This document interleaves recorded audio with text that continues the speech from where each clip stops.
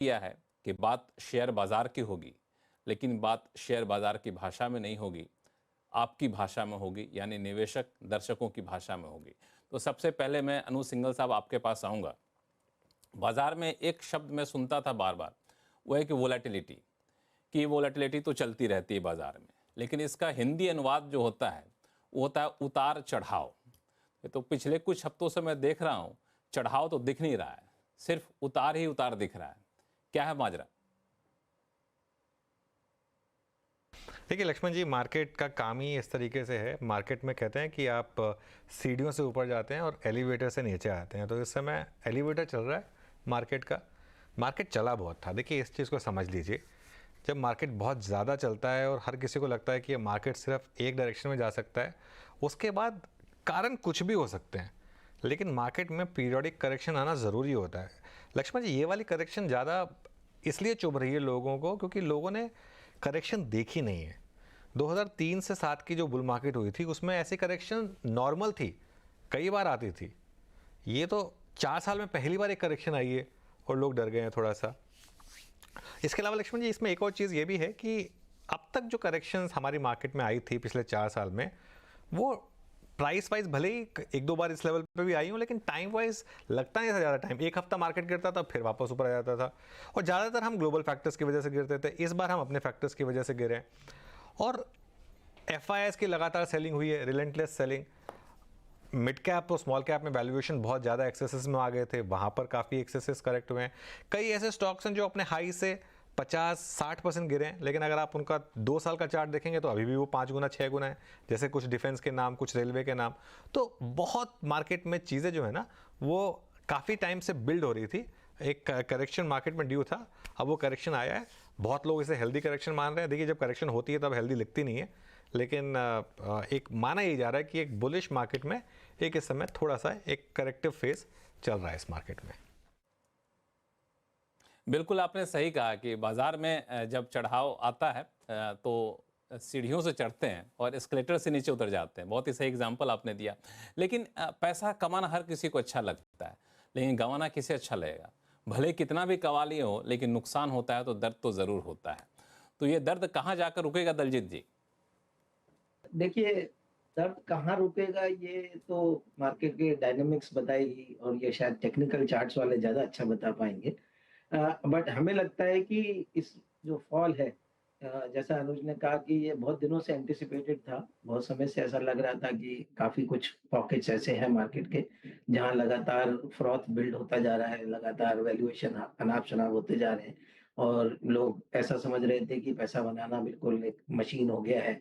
ये मार्केट में आज डालो और कल आपको अच्छा रिटर्न मिल जाएगा। जिसको कुछ भी अंदाज़ा नहीं है इक्विटी का, वो भी खूब पैसा बना रहे थे। तो जब ऐसी स्थिति आती है तब मार्केट का ये नेचर है कि वो अपने आप को करेक्ट करता ही है और अभी हो रहा है करेक्शन। तो अभी ऐसे में आपको सोचना ये है कि जो स्टॉक्स आपने खरीदे हैं, उसमें अर्निंग्स हैं कि नहीं है, उसमें कैश फ्लो है कि नहीं है, और अगर वो सब दोनों चीज़ें अपनी जगह कायम हैं, तो फिर आपके लिए ये टेम्परेरी फॉल हुआ और इनफैक्ट आपके लिए कहीं-कहीं ये अपॉर्च्युनिटी भी बन गया बाय करने के लिए। लेकिन यदि आपने एक कहा सुनी-सुनाई चीज़ों पे लिया है, आपने कुछ ज़्यादा देखा नहीं है उसमें, या फिर कम मार्केट ने बहुत ज़्यादा अगले कंपनियाँ शायद ना खराब हो, लेकिन आपने अब जैसे इन्होंने डिफेंस की बात किया था, तो वो शायद कंपनी थोड़ी खराब हो गई, लेकिन आपने 5 साल की अर्निंग पहले ही दे दी। तो जब आपने फैक्टर इन पहले ही 5 साल का काम कर लिया है, तो नेचुरली फिर उसको 5 साल का वेट करना पड़ेगा। तो आपको ये समझना है कि अब आप कहीं ऐसी स्थिति में तो नहीं है, या आपके जो पोर्टफोलियो में स्टॉक्स हैं, वो ऐसे तो नहीं है जहाँ आपको 2-3 साल इंतज़ार करना पड़ेगा वो प्राइस देखने का। तो वहाँ पर शायद चर्निंग की ज़रूरत पड़ेगी। अदरवाइज़ ये तो मार्केट का उतार-चढ़ाव का जो एक सिलसिला है, वो शायद चलता रहेगा और मुझे नहीं लगता है कि इसकी वज़ह से हमें ऐसा कुछ डर है कि हमारी मार्केट का ट्रेंड रिवर्सल हो गया है, भारत की ग्रोथ का कुछ हमें कोई उसके ऊपर डाउट आने लग गया है, ऐसा कुछ नहीं है। अभी भी आज की डेट में भी लक्ष्मण जी, हम आपको बताएँ, पिछले 1 में 2 महीने से ऐसा हो रहा था कि हम जितनी भी कंपनियों से मिल रहे थे, तो उसमें से 10 में से 8 कंपनियों को हमको रिजेक्ट करना पड़ रहा था बिकॉज़ कंपनी अच्छी है, पर वैल्यूएशन नहीं है। खरीदना चाहते हैं, पर हमें लग रहा है कि बहुत वैल्यू ऑलरेडी दे दी है मार्केट में। तो एक 8-9 रिजेक्शन हो गए थे। अब ये जो करेक्शन हुआ पिछले 15-20 दिन में, तो वो शायद 8 नंबर जो है घट के 7 पे आ जाएगा। तो इस तरीके से आपको अपॉर्च्युनिटीज़ बीच-बीच में मिलती रहेंगी। तो मुझे लगता है कि एक जो वैल्यूएशन वाली बात आपने कही वो इस पे कमोबेश सबकी सहमति थी कि वैल्यूएशन इतना ज़्यादा है कि उसको करेक्ट होना था, तो वो करेक्ट होता हुआ आ रहा है। तो मैं एक सवाल लेकर के अरुण मल्होत्रा साहब आपके पास आऊँगा कि वैल्यूएशन की जो चिंता थी वो इतना करेक्शन आ गया है क्या कि अब हम वैल्यूएशन के मोर्चे पे निश्चिंत रहें कि नहीं अभी भी हम लोग दूसरे देशों के मार्केट के मुकाबले बात करें या फिर कंपनियों की अपनी स्थिति के हिसाब से बात करें तो वैल्यूएशन अभी भी ज़्यादा है, अभी भी उसमें करेक्शन की गुंजाइश है। भले ही करेक्शन ना हो वो तो टेक्निकल चार्ट का मामला बनता है, लेकिन इस आधार पर अगर हम देखें तो क्या आपकी राय है? थैंक यू लक्ष्मण जी। मेरा ये मानना है कि अभी भी कुछ स्टॉक्स में वैल्यूएशन अभी भी बहुत हाई है। दूसरा एक फैक्टर जो हो रहा है, अर्निंग स्लो डाउन हो रही है। हम बात करते हैं प्राइजेस की, वैल्यूएशन की, कहीं ना कहीं इस क्वार्टर में अर्निंग्स भी स्लो डाउन देखी गई हैं। स्पेशली अगर आप बैंकिंग सेक्टर में देखें तो हर जगह पे आपको क्रेडिट कॉस्ट थोड़ी हाई दिखेगी, ग्रोथ स्लो डाउन है। कहीं ना कहीं बैंकिंग सेक्टर थोड़ा सा, specially unsecured lending, micro finance, कहीं ना कहीं स्ट्रेस में है। उसके कारण काफी बड़े बैंकों के, मिड साइज बैंकों के रिजल्ट्स, मुनाफा इतने अच्छे नहीं आए हैं जितना मार्केट एक्सपेक्ट कर रही थी। तो दोनों चीजों को आपको इकट्ठे लेके चलना पड़ेगा। जहां की आप वैल्यूएशन की बात करें जो ऑलरेडी हाई थी, और जहां अर्निंग्स भी डिक्रीज हो रही है, तो आपका वो डबल वैमी हो गया है। तो मुझे लगता है कि खासकर इन स्टॉक्स में जहां पर अर्निंग्स थोड़ा सा स्लो डाउन है, जहां पर वैल्यूएशन बहुत ज्यादा हाई थी, वहां पर आपको अभी करेक्शन या over a period of next 6 months 1 year बहुत ही म्यूटेड रिटर्न या नेगेटिव रिटर्न्स आएंगे। ऑलरेडी बहुत सारे स्टॉक्स 30 टू 40% डाउन हैं। मुझे लगता है थोड़ा सा स्कोप अभी और है, स्पेशली उन दो स्मॉल एंड मिड कैप्स। बिल्कुल आपने सही कहा, अभी भी स्कोप यहाँ पे बचा हुआ है। एक सवाल लेके मैं अनुज जी आपके पास फिर से आऊँगा कि दरअसल गिरावट की कई सारे वजह बताई जा रही थी जो हमारे कुछ मेहमानों ने बताया भी। कुछ लोग कह रहे थे कि वैल्यूएशन एडजस्टमेंट है जो काफ़ी हद तक हो रहा है, जो अभी गेस्ट ने बताया भी। दूसरा कुछ था कि चाइना फैक्टर है वो काफ़ी यहाँ पे ज़्यादा रोल प्ले कर रहा है। फिर अपने वैल्यूएशन की बात आ गई। तो मेरा सवाल यह है कि अपने यहाँ फंडामेंटल में तो कोई दिक्कत तो नहीं है ना?